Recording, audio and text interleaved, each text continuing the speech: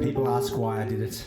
I'll tell them I did it for love. Hello everyone, Ace here. It is so good for you to join me again. It's been not very long since I sent my last video out, but nevertheless it's so good to have you here. You may have noticed I've been getting into instant film lately. The frugal film project that I've been doing has been using the Polaroid 300, and there was a video about that probably 2 weeks ago.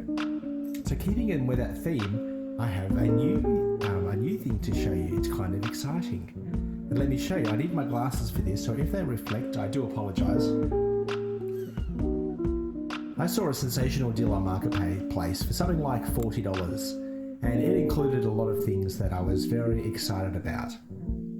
First thing that it included was, and it came in a lovely box, was this. It's the Lomo Automat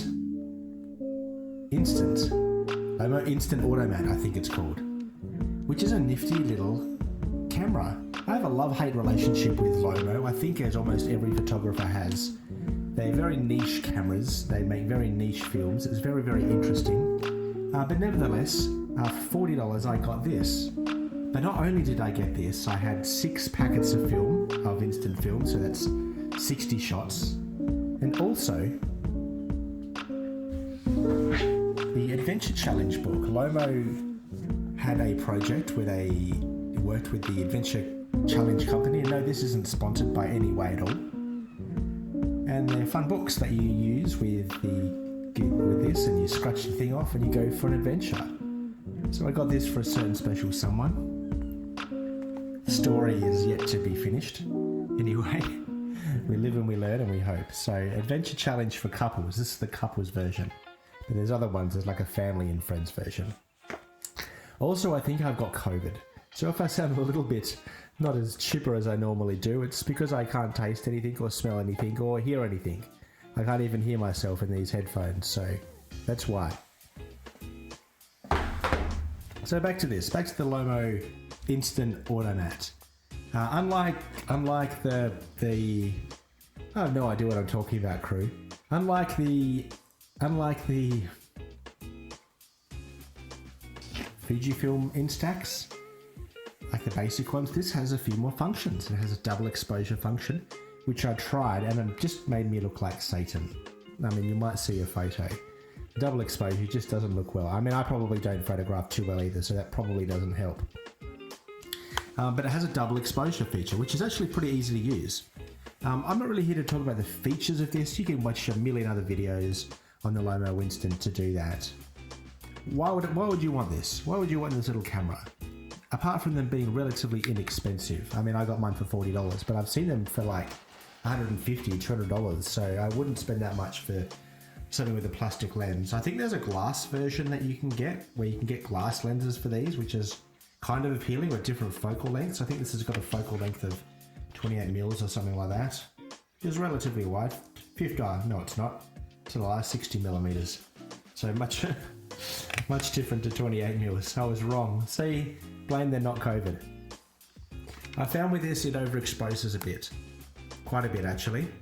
Yeah, it overexposes, especially in bright light. I shot this, as I always do, down in Sin City, down at Surface Paradise. It's probably one of the best places to test out cameras, and this was no exception. It was a beautiful, sunny, hot day. The first thing I needed to do with this camera that I got for $40 was get batteries. So it doesn't take AAs, and it doesn't take those little ones that the kids swallow. It takes like the CR2 batteries. And I paid for them legitimately, and they cost altogether like $30 for 2 batteries, which I was scandalized over. So hopefully they last till the next coming of Jesus, because I mean, that's really expensive for like batteries. So that's those. But this overexposes. But when and also because everything's auto exposure, if there's bright backlights, you'll see some of the photos, like some of the portraits I did. The person's just way too dark, so that was a little bit disappointing. Apart from that, it's neat. It's a neat little camera. I think I'm going to have fun with this. If all goes to plan, and I hope it does, with the couple's adventure book and this, there should be a few little stories to tell. Maybe not for the old YouTube, but in the company of you know, something special with someone. So we'll see. I mean, you don't count your chickens before they hatch, you know what I mean. Super easy camera to use. I'm not going to go through how to use it because you can watch another video about that, not my video. If you can get one of these for cheap, it's worth it. It's got a thingo to put the thingo in, and you know what I mean. I'm not wording right now. No words at all right now. My brain is all skittish and funny. I shot like most of the 60 shots on that day out, and of the 60 shots, like 4 were kind of alright. They weren't bad. They're okay. They're okay. I don't remember much of them now, but I don't remember much right now at the moment. It's the middle of like summer here in Queensland in Australia, and it's hot, which I love, but I just turned the air conditioning off and I'm really regretting it, but I don't like being in the air conditioning because I like it because it's nice and cool in the air conditioning, but I'm feeling really like not good. So on that note, I mean, if I even release this video, I apologize in advance because I'm a hot mess. I'm sweaty, I'm rambling. Lomo Instant Automat is a good little one. If you get it for cheap, like I did, it's worth it. Good little one to have in your kit bag. If not, get it cheap and sell it for expensive. Turn a couple of bucks. That'll be awesome sauce. Anyways, crew, as always, this year, life is always an adventure with a camera in your hands or hand.